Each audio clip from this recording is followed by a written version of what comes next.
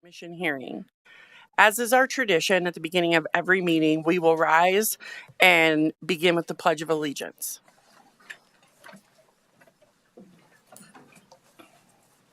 I pledge allegiance to the flag of the United States of America and to the republic for which it stands, one nation, under God, indivisible, with liberty and justice for all.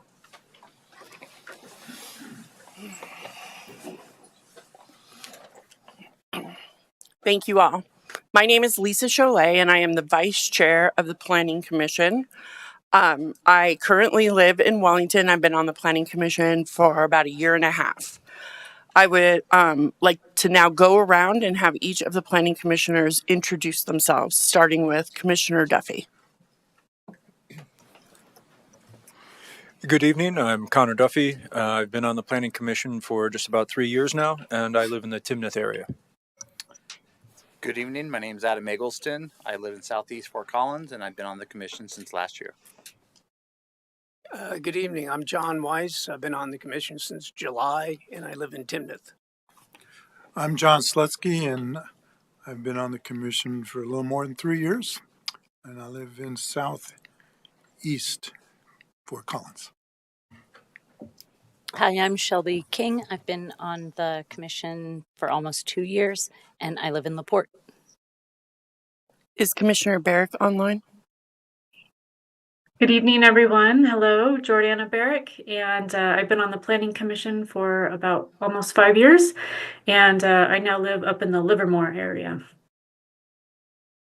Thank you, everyone. With us tonight are a variety of folks from county staff. I will turn it over to Ms. Axmacher for introductions and to share some hearing procedure information. Thank you very much, Madam Chair. I'm Jenny Oxmacher. I'm the planning manager. Joining me at the dais, we have Christine Luckison from our county attorney's office. We have county planner Laura Culleton and county planner Justin Curry.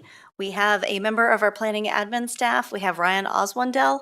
Then across the way, we have Michael Whitley, senior planner. We have David Pringle and Connor Sheldon joining us from the engineering department, as well as Ashton Brodall joining us from the health department. So with that, we respectfully request that all members of the public silence their electronic devices. If you'd like a paper copy of the agenda, you can grab one right by the door there, or if you're joining us online, you can find that agenda posted on our website at larimer.org/BOCC/commissioners-meetings. For the hearing tonight, each discussion item will be presented from county staff, followed by a presentation from the applicant with time for clarifying questions from the commissioners. There will then be an opportunity for members of the public to address the commission with their comments on the matter. Both the applicant and county staff will have an opportunity to respond to any questions or concern raised during public testimony, and then the commission will ask any remaining questions of the applicant or staff before entering into deliberations and working towards a decision on the matter. During public comment, please wait to speak until you're recognized by the chair. Please maintain civility, refraining from audience applause, comments, or disruptions, whether positive or negative. Please make all comments to the commissioners from the podium. We do have a portable mic available if needed. Please state your name at the beginning of your comments and provide the spelling of your name if it's unique. Please speak directly into the microphone so that anyone joining us on Zoom may hear you. For our hybrid attendees, you will be muted on Zoom until you are recognized by the chair. If an online attendee wishes to speak or requests that a consent item be removed, please use the raise hand function on the Zoom control bar or *9 on your phone. Upon request, assisted listening devices are available for the hearing impaired. And this evening, we have 1 item on the consent agenda and 2 items on the discussion agenda. Thank you. Thank you, Ms. Axmacher. Now we'll go through some additional information, including what is on our agenda. The first item on our agenda is amendments to the agenda. Does anyone on the commission or staff have any amendments to the agenda? No amendments. Okay, thank you. Next is public comment on county land use code or regarding relevant land use matters not on the agenda or future proposals. Does anyone in the audience or online have a matter they would like to speak about that is not on tonight's agenda? Please raise your hand and then make your way to the podium to make your remarks. Seeing none here in person, do we have anyone online? There are no members of the public online. Thank you. Okay, so next, the commission will address the meeting minutes from the previous meetings. Do any commissioners or staff have any changes or corrections to the minutes? And I would just note for the Planning Commission's education, we are going off the minutes that were sent out at 4:30 today. Thank you. Hearing none, is there a motion to approve the minutes?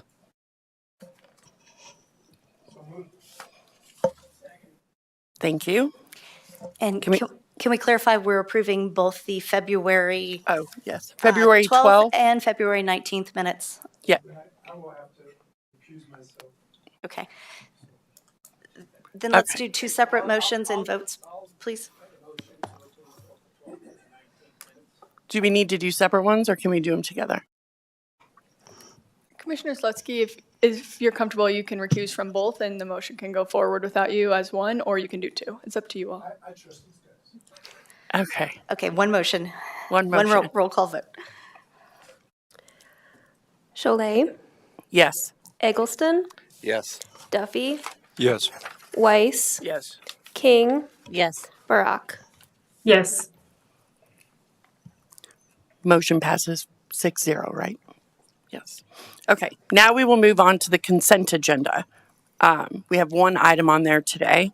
Typically, items on the consent agenda are considered routine in nature, and as far as we know, there is no perceived or significant controversy. Items on the consent agenda will not have a staff presentation. The applicant will not get to speak, and there will not be an opportunity for public comment unless the item is pulled from the consent agenda. Commissioners are able to pull an item from the consent agenda as well as the public. If that occurs, then there would be a presentation, public comment, and all of the rest. For items on the discussion agenda, there will be a presentation from staff. There's an opportunity for the applicant to make their case, and there's an opportunity for public comment. After that, the applicant and the staff can make a rebuttal to the public comment. The commissioners can ask questions of the applicant and staff, and then we will enter into deliberations where we will do our best to make our best informed decisions. Thank you for listening, and with that in mind, let's go on to the next agenda item, the consent agenda. The item on the consent agenda is the Murdoch Properties LLC rezoning, file number 24 Zone 3605. Do any of my colleagues wish to remove this item from the consent agenda? Nope. Does anyone in the public wish to remove this item from the consent agenda? If so, please raise your hand and make your way to the podium, or if you are online, please raise your hand online. There are no members of the public online. Thank you. All right, with that, now may I have a motion on the consent agenda? I move to approve the consent agenda. Second. Thank you. Roll call, please. Cholet, Yes. Eggleston, Yes. Duffy, Yes. Weiss, Yes. King, Yes. Slutsky, Yes. Barak. Yes. That passes 7-0. We will now move on to public hearing discussion items. The first item is Stonewall Estates subdivision, file number 21-land 4194. And we will begin with the staff presentation.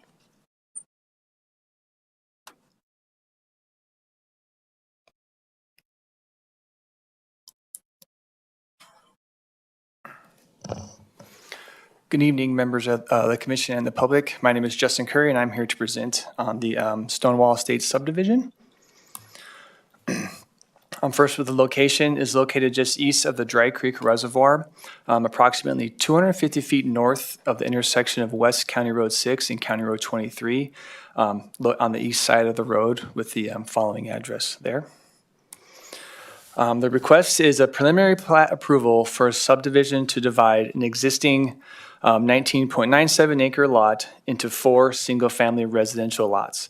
One of these lots will contain the existing home on site here located at Lot 1 with 3 new existing lots. It is located in the RR2 residential zoning district, and the proposed lot sizes are listed here below, approximately 4 acres, 3, 3.5, and then 6.5.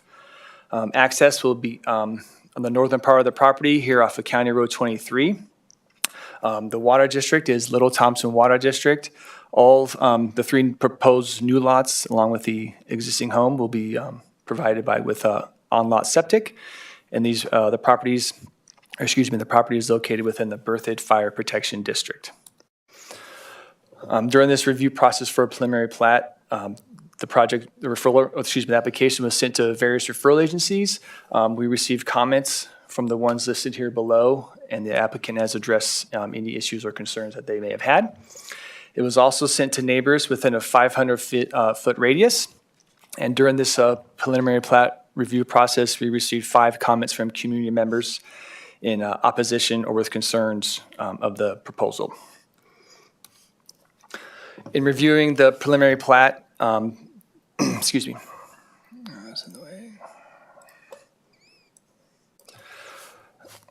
Skip the slide, sorry.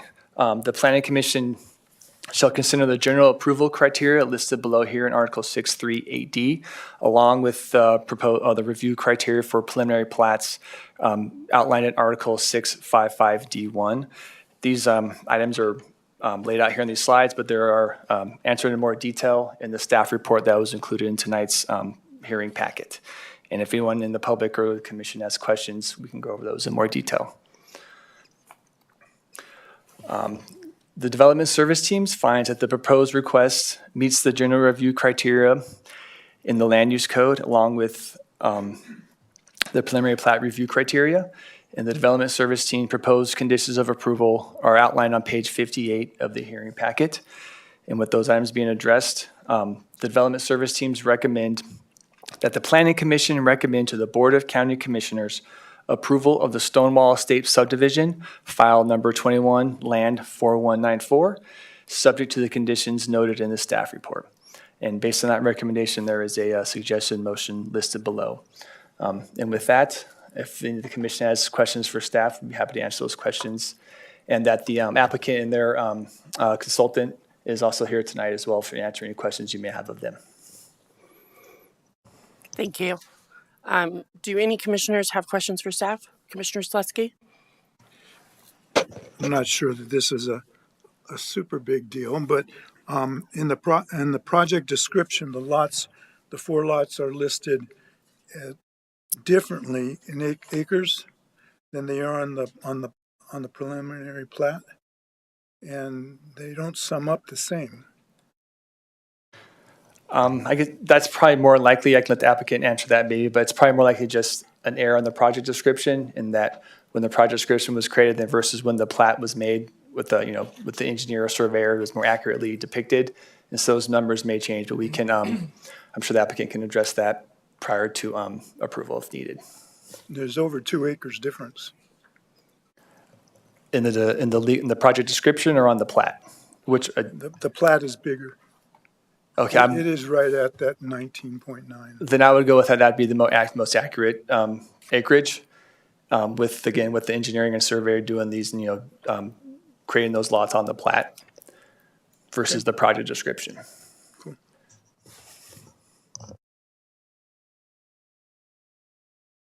Any other questions? No. Does the applicant have a presentation tonight? I don't know if they have a presentation, but they have some additional comments that maybe they want to make, but they're here to answer any questions from yourself. Feel free to come forward to the podium.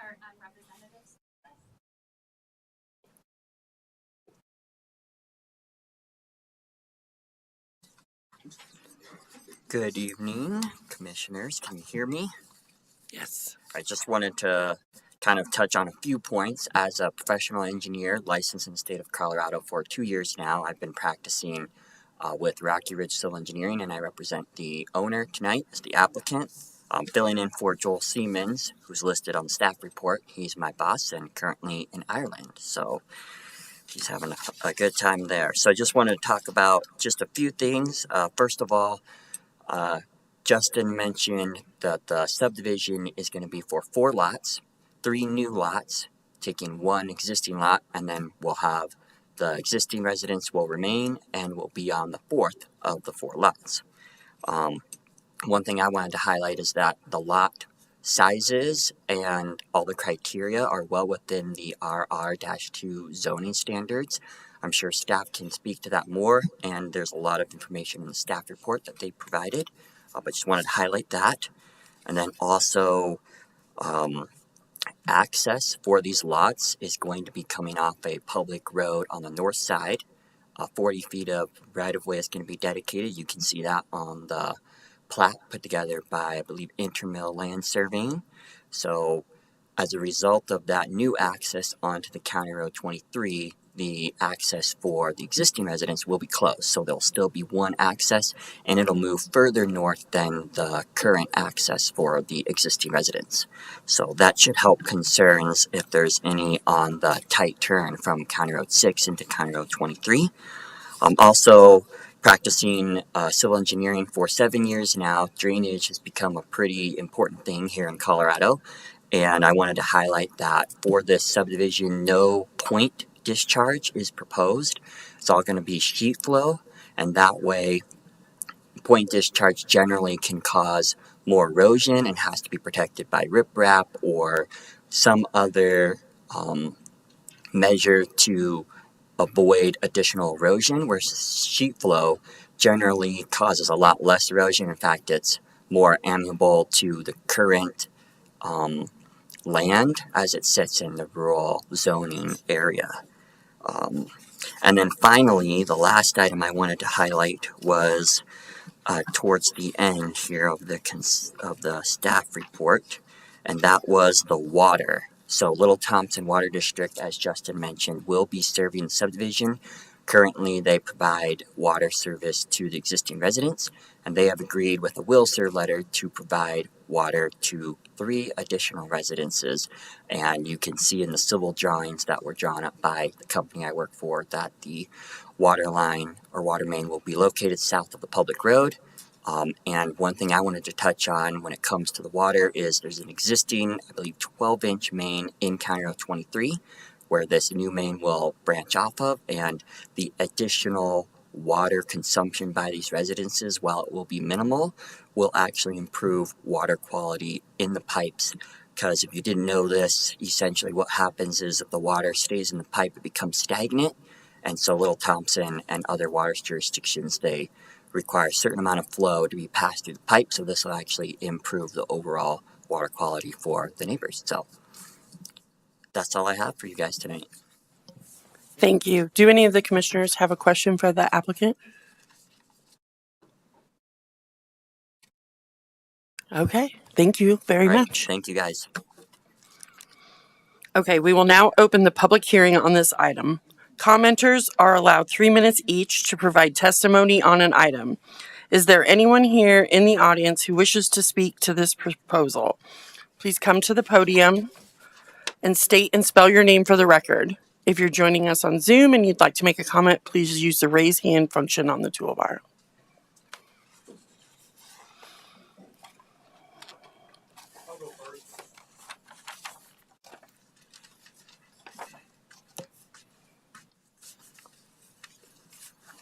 Hi, everybody. My name is John Ellis. I live at 435 South County Road 23. I'm a school bus driver and a farmer. I've lived in the area for 25 years. I've drove the same school bus route for 16 years in the same area, and that goes by the same property 4 times a day. Okay, we call 23 I-23 instead of I-25. There is so much traffic out there. I wish somebody would do a traffic study. Where they're coming into their property is right off a corner. There's been probably 10 wrecks there in 20 years where they come around the corner and they go right into the irrigation ditch. Okay. Secondly, being a bus driver, it's hard to get cars to stop there the way it is. I have a stop just across the street, a high schooler I pick up. Where these people are going to be coming out of is right across the street from where I pick up that high schooler. I can't hardly get cars to stop with my stoplights on my school bus. Makes me really angry. And my kids have lived there all their life. And now I'm glad they're gone. Because the traffic, they come around a corner and they go so fast. It's a half mile, 3/4 mile straightaway. The policemen try to do their best. We could hire one policeman and pay his salary out there on that traffic. Okay, secondly, the driveway where you want to put it in is right across from Dave and Barb. They're not here tonight. They're pretty angry. But that road is going to be, is it 60 feet wide? I don't know, how wide does the driveway have to be to go down there? But it's going to move from where it is now north, and it's going to be so close to Dave and Barb's house that now all the dust is going to go in their house. Okay? Another point I have is they put 3 water taps in already. Has this been okayed without us knowing? That's a lot of money. 3 water taps. The company that put them in said it hasn't been approved. How did they get it put? Why are they putting 3 water taps in? To us guys that are out there in the country, why are you bringing the city to us? Our quality of life is going to change because of this.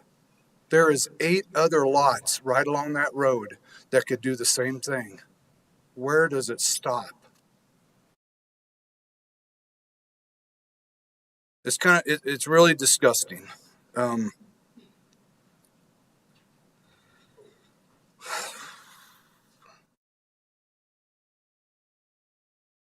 said trying to drive a tractor up and down that road it's dangerous with all the flashing lights and everything that I have on there. I can't imagine how safe it is that they're going to be coming out of that corner or coming out onto the road by that corner.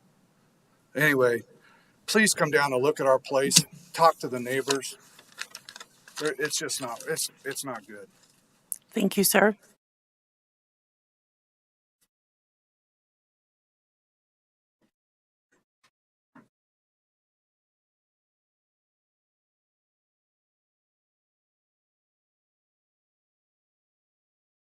Hi, my name is Chuck Peabody. I live on West Hill Drive. I'd like to add to what John said about, he said 8 similar lots. I think there are actually 12 lots along 23. And if you go and allow this kind of zoning on all 12 of those lots, we could end up with 120 houses. Not big in favor of that concept. What's the Planning Commission's view of what's going to happen in the future for additional subdivisions? Sir, we can't really answer your questions right now, but as you make your comments, then we will address that in our discussion items and all of that if it's appropriate. Okay. Well, the point that's been made already tonight and has been made several times at meetings in the past is that all of us that live in that area move to the country, and we really don't want to live in the middle of a town with a density like Berthoud. And if we end up with 120 houses along that stretch of road, that's what it's going to feel like. And then where does it stop? And I'd like to really get some kind of an answer to that question, because we've got a lot of houses in this area that have lots that are, well, I think there are 12 20-acre lots, but there's a lot of other lots that people might get the idea that they can subdivide as well. We've already heard about a couple of people in this area that want to do ADUs. So where does it end? That's the question for you. Thank you. Thank you, sir.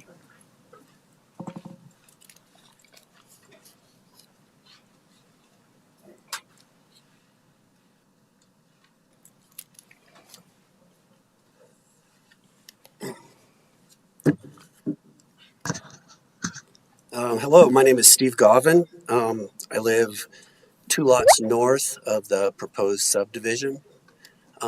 Just to kind of put in perspective, these lots are long, skinny lots. The front, the part that is on the road, is about 200 yards wide, but they're a half a mile long. I live on one of the lots that could subdivide if I wanted to. I don't want to. My wife and I moved there about 3 years ago, And we picked this place because it's secluded, it's private. We don't have a lot of traffic up where we live. We don't look at headlights coming up and down the road. We don't have neighbors and barking dogs, and it's quiet. It's why we bought there. Most of these lots, I understand that they can all be divided into 5-acre lots or 3 or better, 3.5 or better. But these long, skinny lots don't lend themselves very well to being subdivided. Usually the cost of doing that is too high. I mean, I just added a barn, and I had to bring, excuse me, I had to bring water and electric to the barn from my existing house. And it cost me over $150,000 just to go 150 yards. We're talking about a half a mile. So anyway, these lots don't really provide to be subdivided very well. And if you look at the preliminary plat, where they have the proposed road is along the north side of the property. Well, I know from living there that part of lot 3 fills up with water every time we have a wet spring. So that road will be underwater. It can't be there. I don't know if engineering has looked at that at all, but I know it floods. Secondly, where the road is, it goes up about a 35% bank. So the road is really steep. I don't know how you're going to get a road built up that road, just straight up that hill. So it would seem to me it's going to have to go sort of to the south, and none of that is represented on this. So I don't know if the county's looked at the details of this plat very well. I don't think it's very doable. Thank you, sir. Anyone else here? Okay.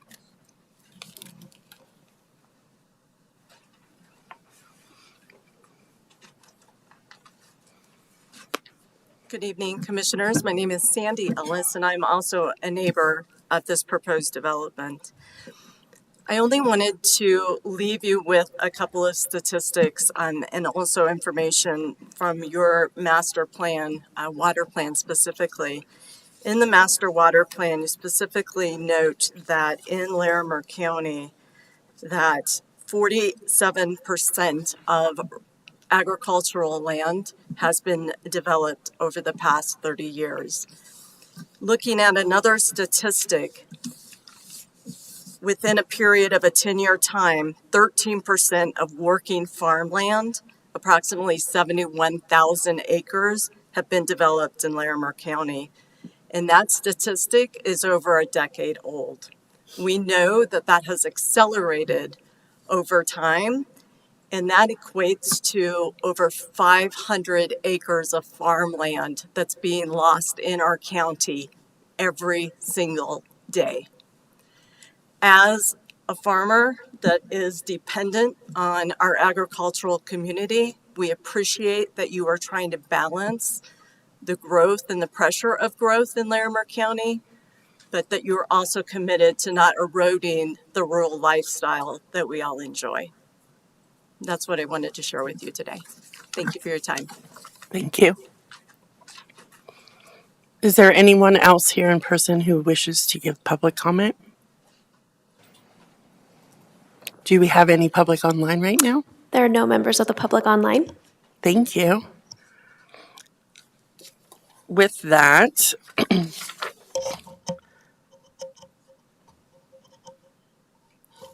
we will now close the public hearing. And the applicant will now have approximately 5 minutes to make a rebuttal and answer any questions brought up during the public testimony, if you so wish.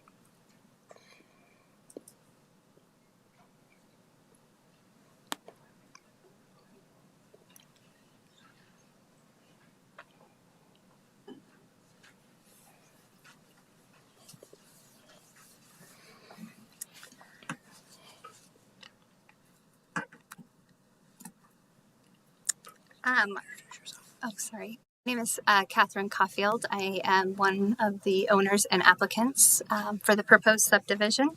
And I'm Kenneth Morawski, one of the owners and applicants. And I will address, that while absolutely understand and respect the need to maintain the rural lifestyle, which is one of the main concerns that is brought up by the neighbors, that we have chosen not to, go to the minimum lot size of 2.3, but to keep these 3 lots larger than that in order to provide, additional space and land around those properties. In addition, we are, in that valley with those larger properties, but also surrounded by, additional subdivisions that have smaller lots as well. So we have done our best to minimize to maximize the safety of where the driveway is and balance the needs of the neighbors and their concerns with the needs for the safety of the people who would be entering and exiting the road, as well as doing, the soil study or the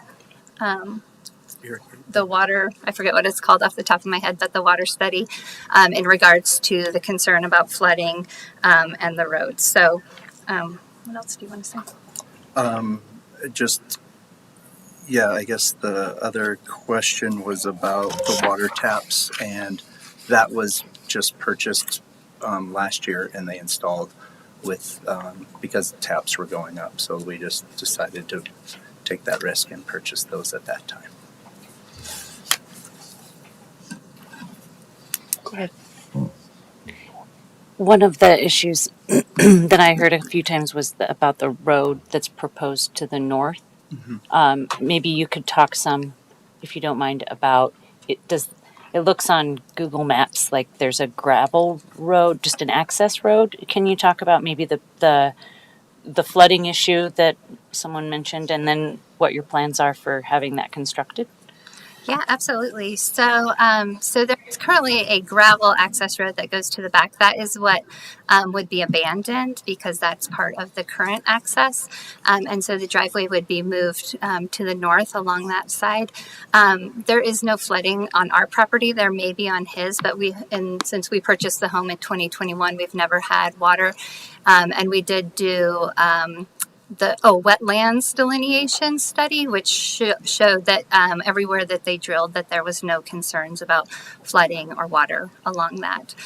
There is a sort of like a steeper area that the road would have to go over. He is correct. Okay. Do any other commissioners have questions? Mr. Duffy? So just also looking on the roads, so the access road that accesses, I believe, the home to the south, you're going to close that and move the road to the north. But then it also says from the Dry Creek Ditch Company that you're not going to be going over the ditch, or are you going to be? The ditch would not be where the road is. There's no ditch in the path of the road. Okay, so to clarify for me, your road is going to be south of the Sweck lateral ditch. Am I correct? North. North of that road. Okay.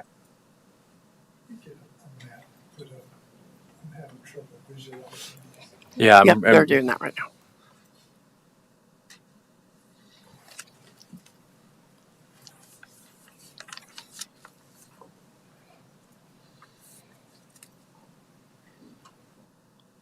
So there is no road right there now. Obviously, we'll be building one, but it'll be on the north side of the property there.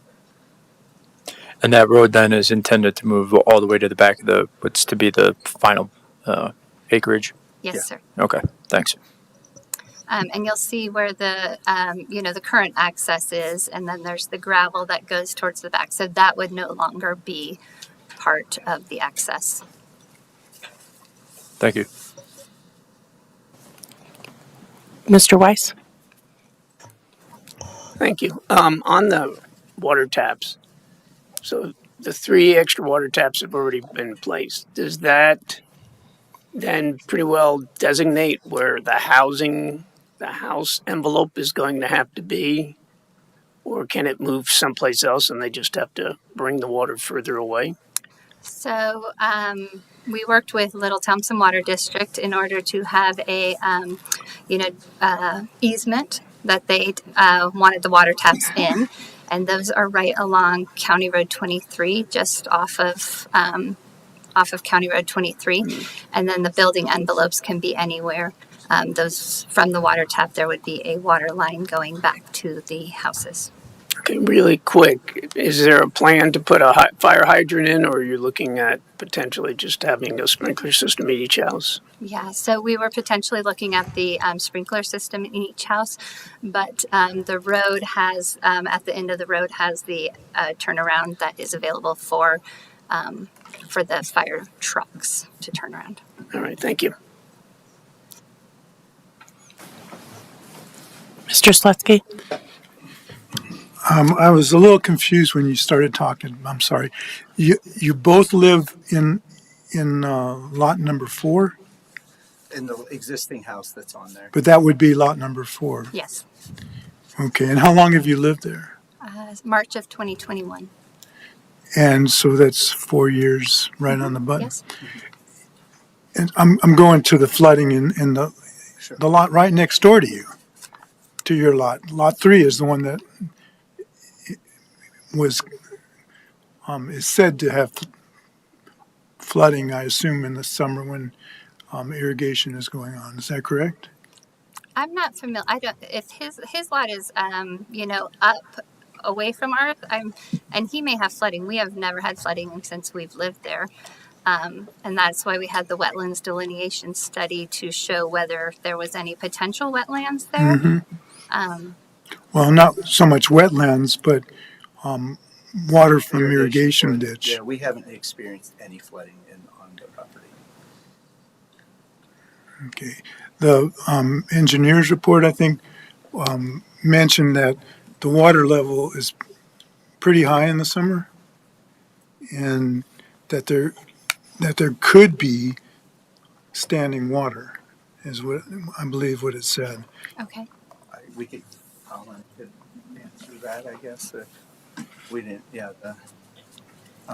Like I said, we haven't experienced any. There's an unlined ditch. There's a line ditch, and then there's a dirt ditch. Is that correct? Yes. Okay. Well, if someone could shine some light on that a little bit, that would be concerning. Yeah. So your question is, just to clarify, is there the potential that it could flood from the unlined ditch? Yes. Okay. I would suppose probably there is a potential. We just haven't experienced it. In 3 years. Correct. There's no historical record of this, except your neighbor who doesn't want you to do it. Right. Right. I don't know how we would access a historical record, or how would we find that out? Do you have? I'm not going to find it out. Oh yeah, No. I just don't know how we would find that out. Asking if you would have an idea. Okay. Do any other commissioners have any questions for the applicant? Thank you. You guys can sit down. Do any commissioners have any further questions for staff before we move to deliberation? Mr. Curry, can you shed light onto Mr. Schlutsky's question there? With regards to most questions about drainage or in roads and things like that, I'm going to leave my colleagues Connor Sheldon do that. He's the engineer on the project. He have a better understanding of what those documents and title docs mean, along with the applicant's engineer. If they have any comments, I imagine they can. If I can, the quote that I was referring to is from the Dry Creek Irrigation Company that notes subsurface at times may be very near the surface or reside on the surface. Again, I will let Connor Sheldon answer that question. He's the one that reviewed the engineering and all the drainage reports and those technical documents. Thank you. So I'll start with the drainage report and then work our way towards the geotech. So with regards to the drainage report, they did have a drainage report prepared by a professional engineer. that sort of analyzed the impervious area that's going to be added as a part of the development. So, the road, the new houses, all that sort of impervious area. They determined that the sheet flow could be maintained and that there would be minimal drainage impacts to adjacent lots. With regards to, I believe there's a comment made about concerns of the new road that's going in flooding. The road will be built to our Larimer County rural area local low volume standards, which will have roadside drainage. So the road itself will have a crown and drainage on both sides. Working our way towards the geotech, their geotech report didn't show high groundwater levels. That's really all that I have to work off of. The ditch company might have information closer to the ditch that showed some potentially high groundwater, but where the borings were conducted for the geotech report that was submitted for the subdivision, there wasn't groundwater encountered at depths that would be concerning.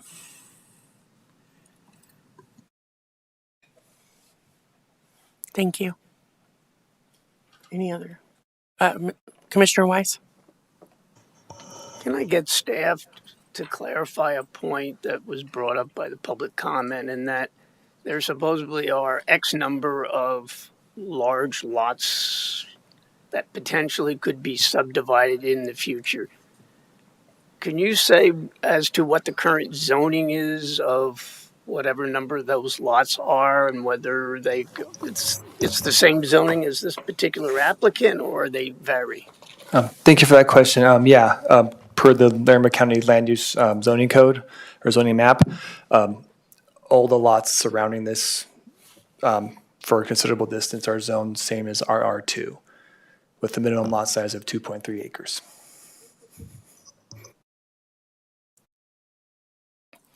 Could you clarify on the traffic study that will be required at some point? A traffic study was conducted for this portion of the review, and if you more specific details, again, I'd refer you to Connor Sheldon, the engineer who reviewed that, if there's any specific items you have questions on. Just in addressing the public comment concerns about the curve in the road.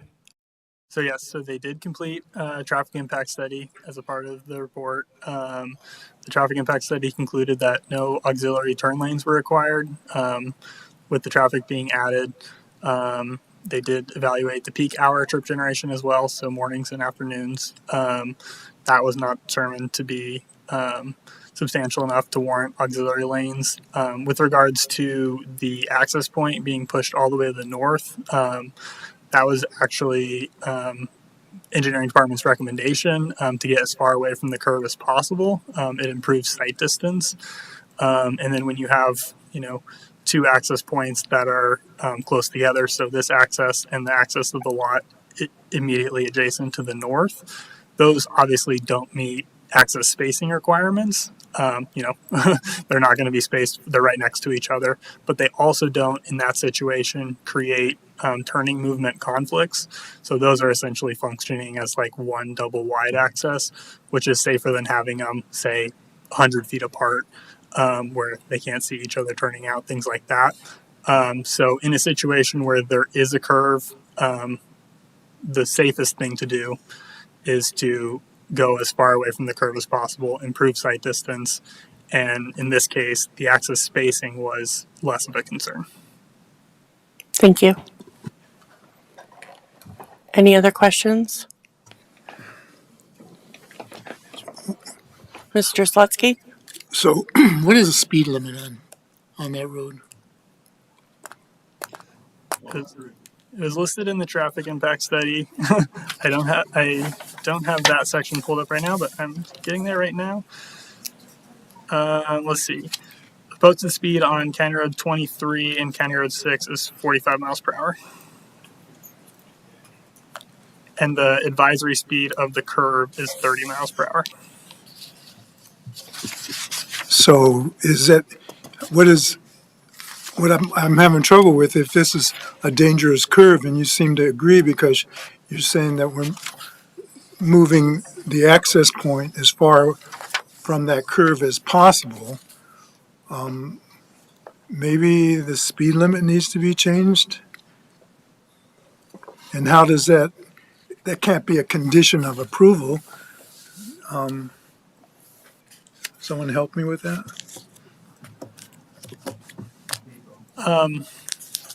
Well, yeah, the traffic impact study, they do take into consideration the speed of the road, but ultimately speed limits are set within traffic operations of our department.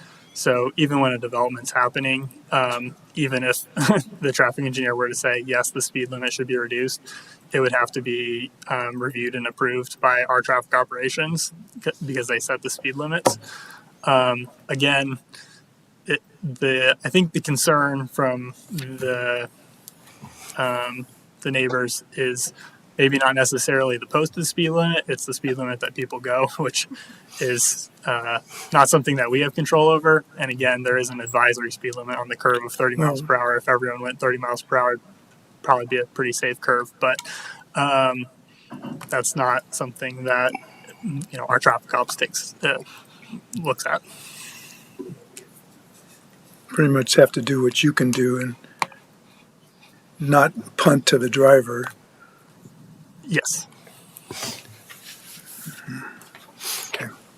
Anyone else have any further questions? And Miss Barrick is online but doesn't have any questions. Just want to make sure we don't forget about her. Okay, so with that, we'll move into deliberations. Does anybody have any deliberations they would like to begin with?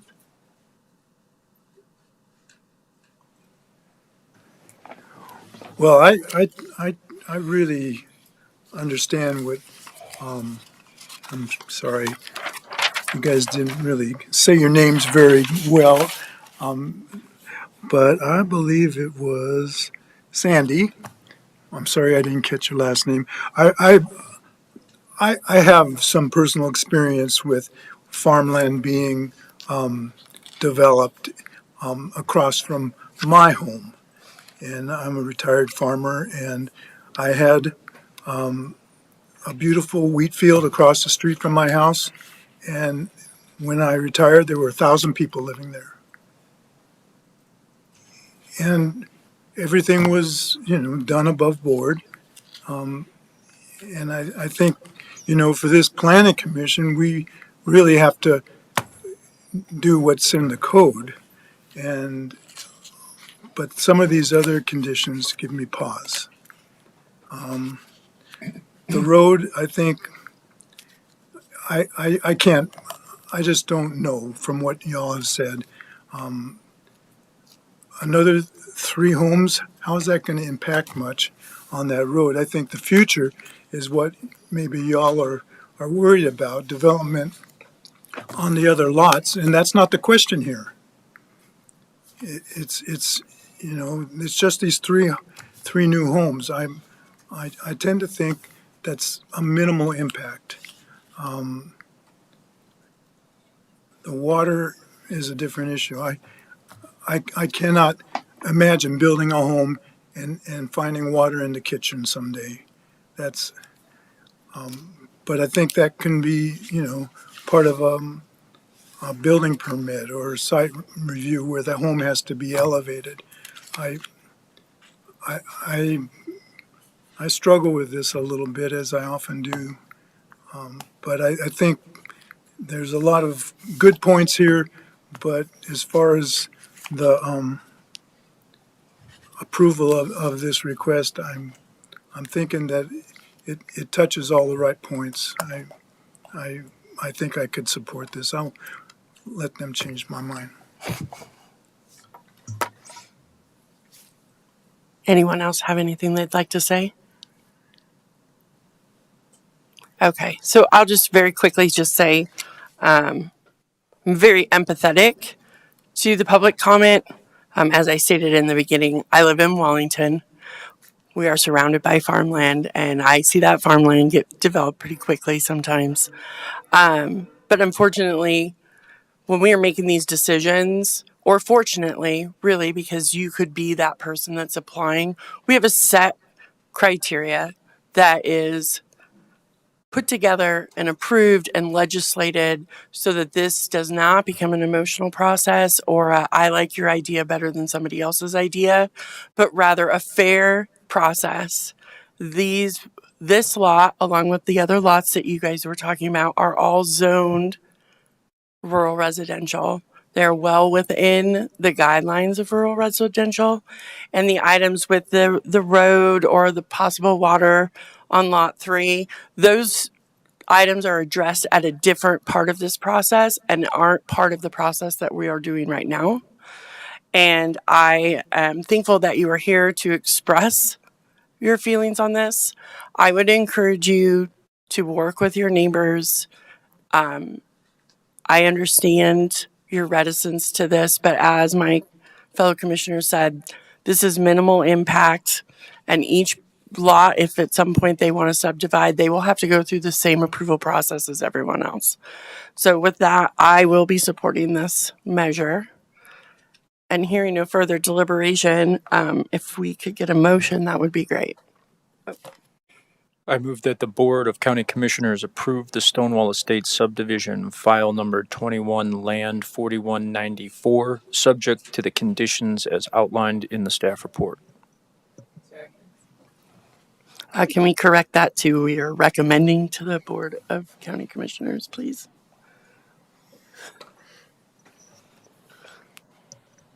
Approve the Excuse me. recommendation, right? Yeah. Yeah. The slide is incorrect. Yeah, I apologize. Is the one in the packet correct? You want me to read from that one? I move that the Planning Commission recommends that the Board of County Commissioners approve the Stonewall Estates subdivision, file number 21, land 4194, subject to the conditions as outlined above. Second. Can we get a roll call, please? Eggleston, Yes. Duffy, Yes. Barak, Yes. Weiss, Yes. King, Yes. Slutsky, Yes. Cholet. Yes. All right. Motion passes 7-0. And we will now move on to our next item on the agenda, which is the Heller short-term rental special review, file number 24-zone 3625. And staff has a presentation. You're gonna ruin farming, guys. One day you'll be hungry.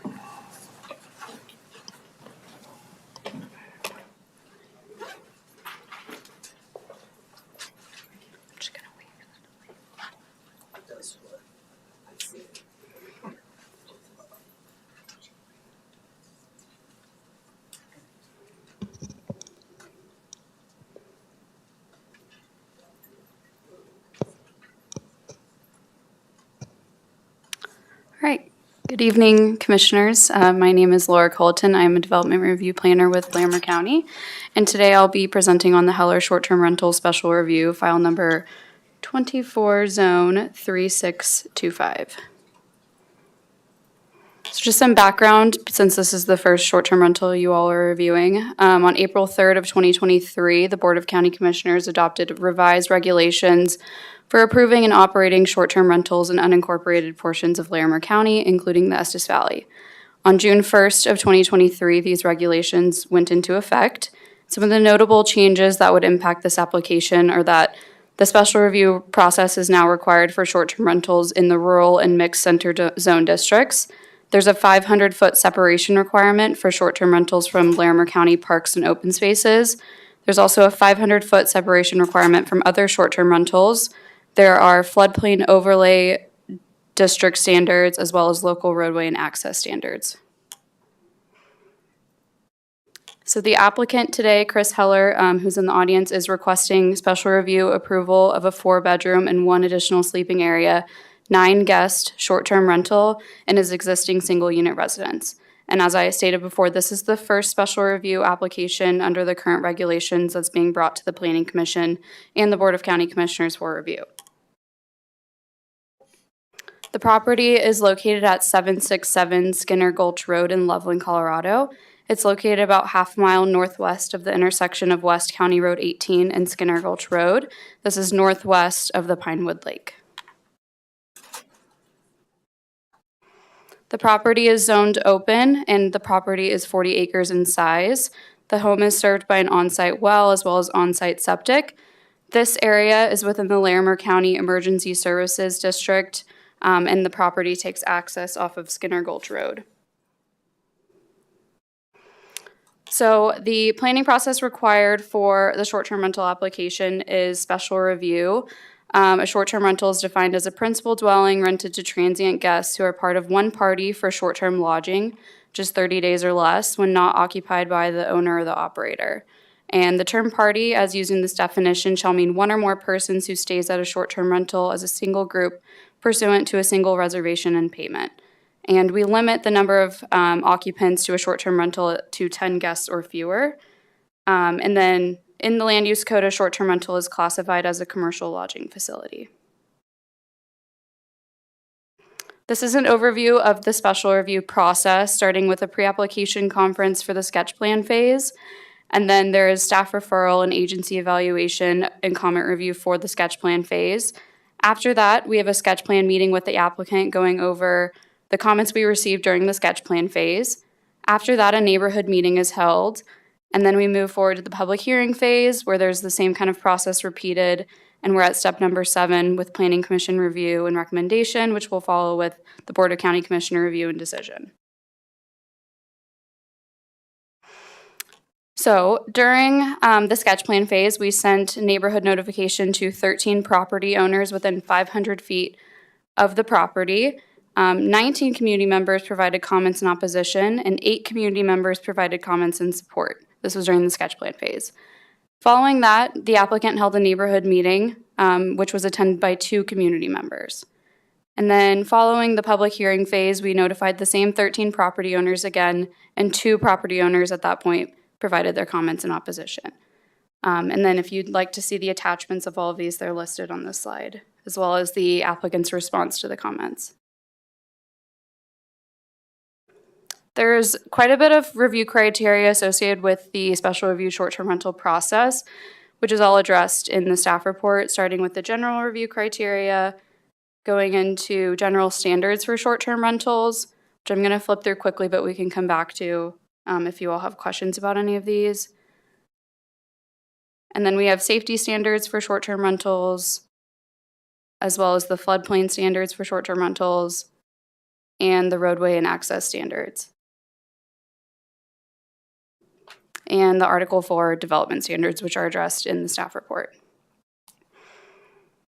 Staff are of the opinion that the proposed special review for the Heller short-term rental meets the criteria in 335B, 642D, and the development standards in Article 4.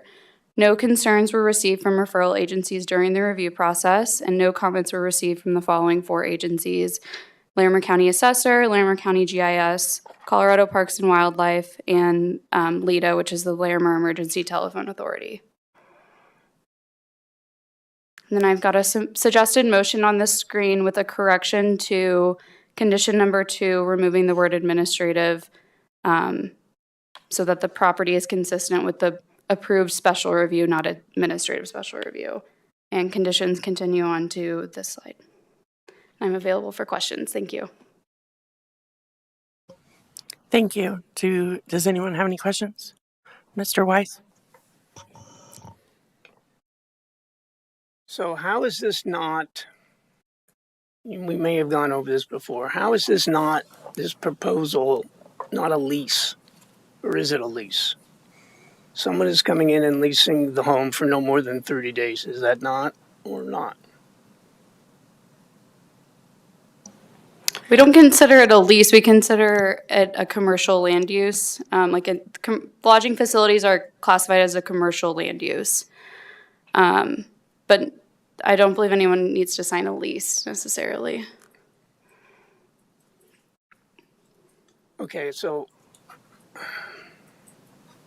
I'm going to ask the county attorney, because as part of the application package that at least I reviewed, there were some public comments in there related to the fact that this home is in an HOA or somewhat similar type of organization. And so within our packet were copies of HOA covenants and etc. So I would like the county attorney to address more for the public why we really can't consider those. Sure. Thank you for the question. So an HOA covenant is a private contract between that entity and those homeowners. And this board, same with the Board of County Commissioners, we don't interpret any private contracts. The only people that can interpret a private contract are judges. So that's for contractual disputes, that's where you go. You go to a court. So for our circumstances, we don't consider, just the same as if two neighbors had a contract between each other where they agree to do or not do something, we wouldn't consider that contract as part of the application. An HOA private contract is no different. So it is not for us to interpret or enforce or not enforce an HOA's regulations. That is something for the HOA to enforce in a civil dispute. Does that answer your question? I guess so. Thank you. That's all. Thanks. Anyone else have any questions for staff at this time?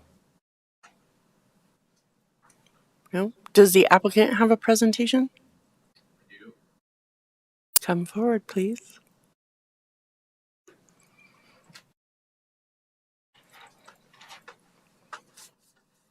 Good evening. Thank you for hearing me. Before I get started, Mr. Weiss, I'd like to address... Real quick, can you just state your name for the record, please? Yes, my name is Chris Heller. I'm the applicant on the STR here. Thank you. Mr. Weiss, to address the issue you just brought up, we do not have an HOA. We have a road association. The road association allows for the rental of property and allows for owners to have guests come and go. I'm definitely not in violation of that association's agreements. Okay. It's been nearly 2 years since I began this application process, during which time I have poured a great deal of my time, money, and emotion into its fruition. I have worked diligently and in good faith to meet all of the requirements set forth by the county. It has been an arduous and cumbersome process, given the many onerous regulations in place. I'm sure the commission will notice that I have had some neighbor comments expressing negative feedback about my plans. I'd like to take a moment to address them. This house is on 40 acres of land. You can't see my neighbor's houses from anywhere on the property or vice versa. You can barely see the house from the road. I have lived in this house for 12 years, and in that time I've never had a complaint from a neighbor, nor has anything ever happened on my property that has ever affected any of my neighbors, most of whom I have never met. The county's requirement is that the neighbors within 500 feet of the property should be notified. I want to make it very clear that there's not another dwelling and far greater than 500 feet from the house. But this is a large property and oddly shaped, so the boundaries touch several other properties. Some of those properties are more than half a mile away and on the other side of a mountain.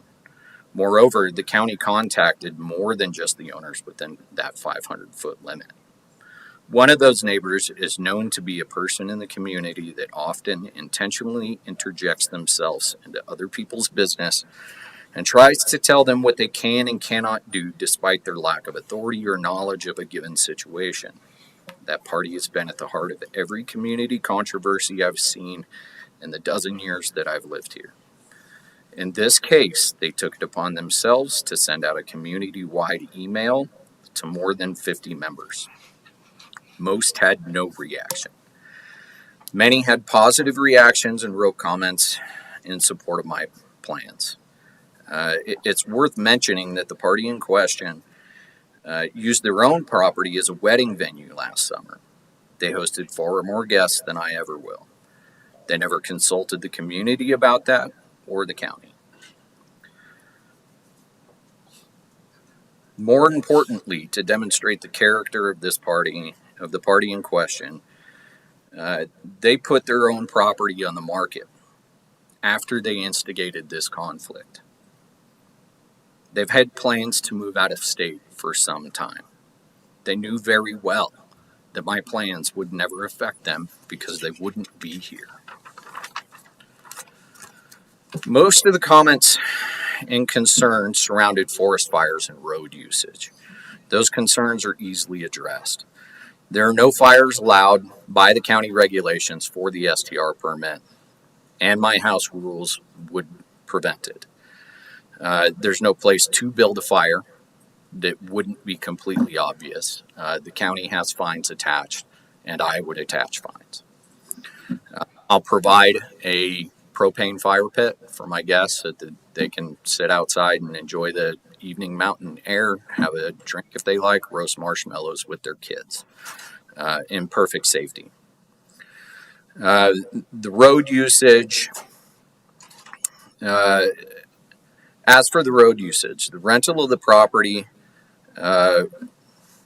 sorry, let me back up a little. The rental property will have no effect on the neighborhood traffic. It's a 4-bedroom house. That's at most 4 couples driving separate cars. More often, it'll be a family in 1 or 2 cars. When my kids lived at the property, my family drove 4 cars to and from the house every day and never had any impact on the roads. It's no more than the right that I have to have 4 cars coming and going from the property as a paying member of the road association. Some of those complained about the road usage, refused to pay their own dues for the care and maintenance of the roads. What's more is that the plan always has been that the rental will be seasonal. There won't be guests traveling on the roads during inclement weather conditions. There were some comments about potential criminal activity caused by guests. That never made much sense. There are already laws against these things they mentioned, and anybody could drive up the mountain and do what they are talking about. Why would a guest who is known to me and by a listing company attempt to risk something like that?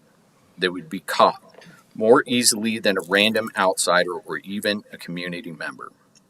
Some of the comments made by property owners were made by property owners who live miles away behind locked gates down further private roads on the other side of mountains. The notion that anything that has ever or will ever happen on my property would ever affect them seems more than just a little silly to me. I took the time to respond to each concerned party individually. In most cases, I changed their minds. In many others, we were able to respectfully disagree, because I am, and always have been, a good neighbor. It's easy for people to cast aspersions against the efforts of others from the comfort of their armchairs as they send nasty emails. We live in a society where people have become accustomed to conducting themselves with nearly anonymous negativity without recourse from those they harm. It's easy to be an online naysayer. It's hard to accomplish things that might better a person's life through hard work. To further illustrate this point, those parties who were invited to my home to voice their concerns in front of county planning employees. One couple showed up. They're wonderful people and they were welcome in my home. I believe by the end of that meeting, we came to an understanding that they were comfortable with. The rest of the naysayers failed to show up. It would appear that when it was easy as sending a negative email, they didn't mind making the effort, but it wasn't important enough for them to show up to voice their concerns. And I'll further point out today, the only people that bothered to show up are my next door neighbors, Howard and Jesse Kemp. I am not some outside corporation buying up vacation properties to monetize this community, nor do my plans diminish the rural and natural state of the area. This property is my home. It is my version of the American dream. I've worked my whole life to obtain it. My efforts here are to create greater financial stability so that I can ensure that I get to keep it and pass on my legacy to my family when I'm gone. I have built my business here. I've built my life here. I've raised my kids here. I have suffered and sacrificed and known accomplishments and a joy here. Sorry. I do not make this decision lightly or in haste, nor could I, given the county's regulations. I have lost many nights of sleep and appetite over the anxiety that this has caused me. I've met all of the requirements of the community and gone well beyond them where I felt necessary. I deserve the right to utilize my home as an asset to better my fortunes in this life without judgment or further obstacle presented by parties who are not affected. For those reasons, I humbly request you approve my application for this permit. Thank you. Thank you. Wait, stay up here for a second. Oh. Do any of the commissioners have any questions for this applicant? Okay, you can sit down. Thank you. Okay, we will now open the public hearing on this item. Commenters are allowed 3 minutes to provide testimony on this particular item. Is there anyone here in the audience who wishes to speak on this proposal? Did I say 3? 3 minutes. Just 3, please. Sir, come forward.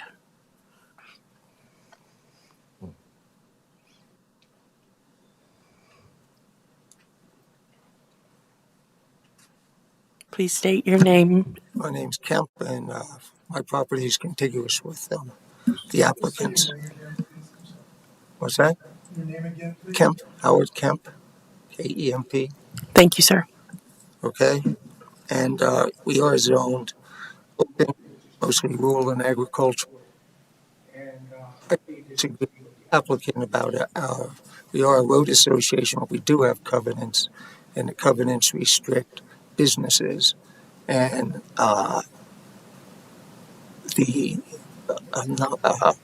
what he's trying to do is classed as a business. Colorado law says you have to collect sales tax and all. So anyway, that will go through a civil case with our lawyers or whatever. Okay, but what I want to do is we're really concerned with road, a private road goes through my property, and the liability issue. And what I don't understand is he's done all the work, and he's done a good job with the work. But what I don't understand is one of the engineers states that the primary access route for this meets or exceeds the standards. Okay, that's the Appendix G of the Rural Area Road Standards. Well, the standards say they shall, which is a mandatory term, and that they are the minimum standards allowed. They require a road surface width of 20 feet to assure safe ingress and egress of emergency vehicles and firefighting assets, okay? Now, in an email, I'm not an engineer, but in an email from a Pole Railroad Association professional engineer, he states the Pole Railroad is 18 feet. Also, in the road width variance application to pave Pole Road submitted by professional engineer David Banks, he declares that the road width is predominantly 18 feet, and this is the main Pole Hill Road. Okay, and he also states that widening the existing roadway to meet the width standard of 20 feet is unnecessary in this mountain location. And then the county did a speed zone survey, and they referred to the road as being narrow width and many blind curves of the road. And as for the private road, which is Skinner Gulch, there's no way that thing's anywhere near 20 feet wide, even though the engineers, for some reason, came up with that. And then the other interesting aspect is the engineer also states that the drainage along the primary access road is acceptable.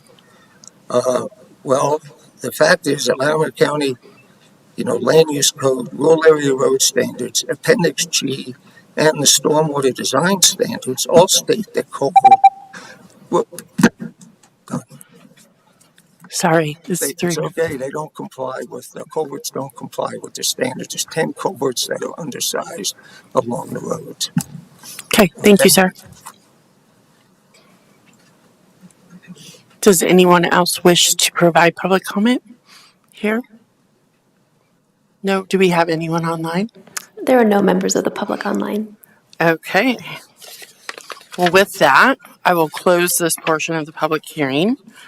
And thank you for your comments on that. The applicant now has approximately 5 minutes to make any response to the comments if you so wish. You do not have to.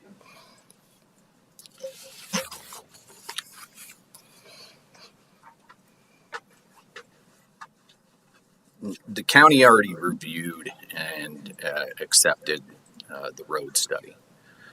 So I'm not sure what all Howard's talking about, because the engineers of the county seem to agree that the road is well within the conditions.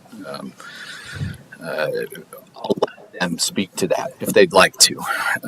Howard said that there's no way that the road is 20 feet wide, and that's just not the case. I've measured it. It's over 20 foot wide in most places. You can probably find a couple of places where it might be right at 20 feet.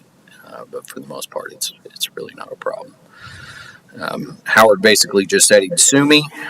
I guess we'll have to deal with that as neighbors when that time comes. In the meantime, I'll let the engineers speak to the road situation. Thank you, sir. County staff want to add anything? Sure. So I'll start with Pole Hill Road. Pole Hill Road is the public roadway. As far as I'm aware in our RIL, it shows up as a 20-foot roadway. Likely narrow for what we'd consider, public county roadway.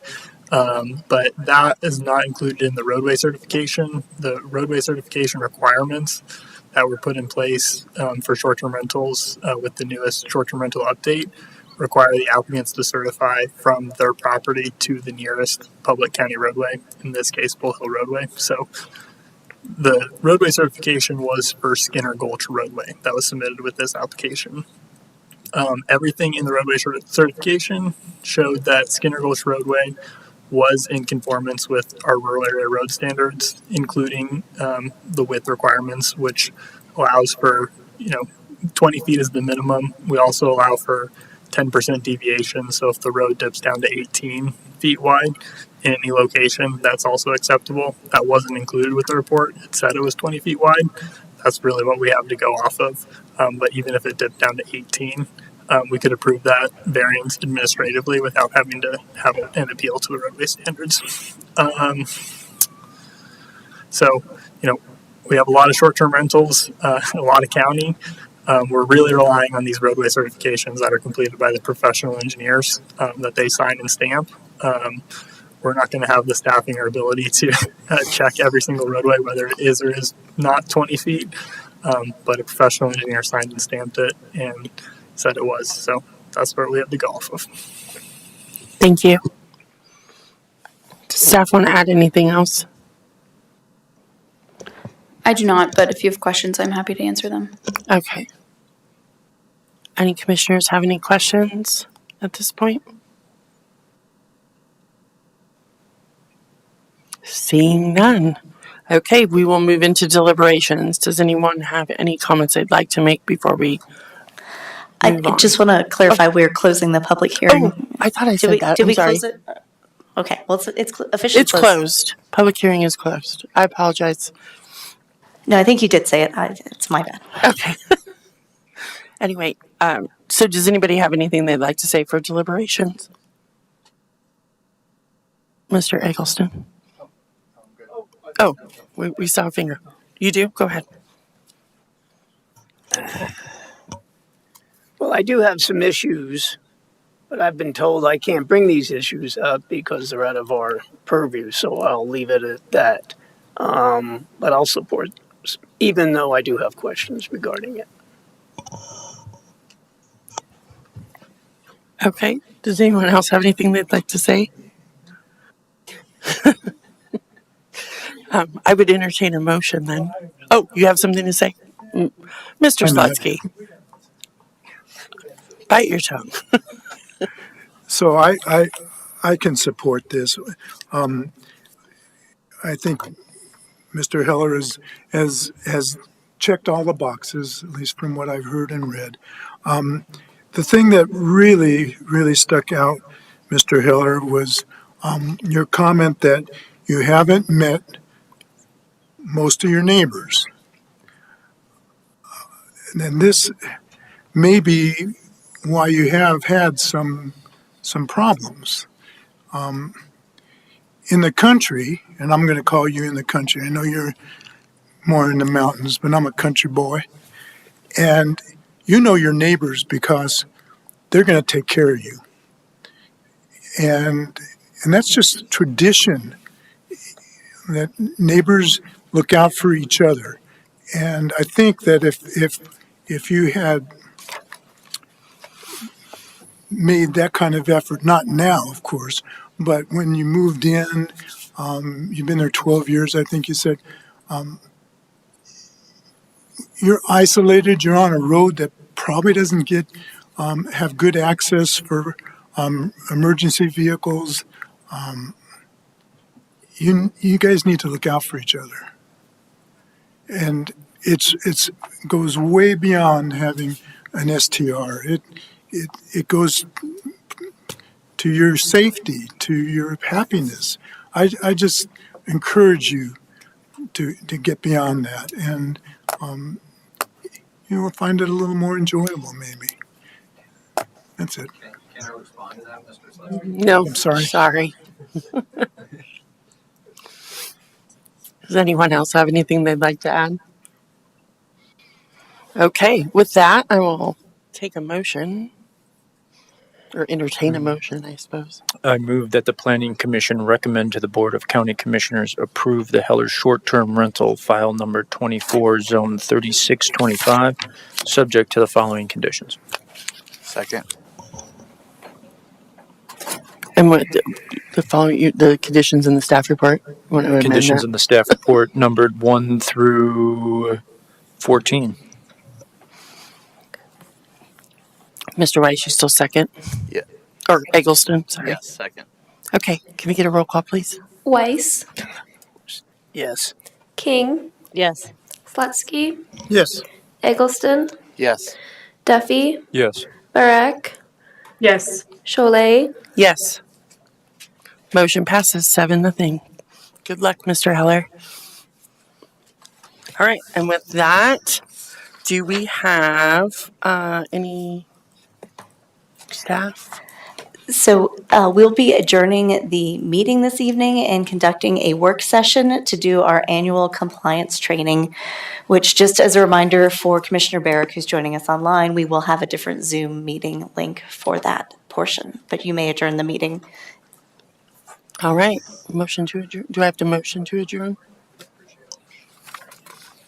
Meeting adjourned. Okay.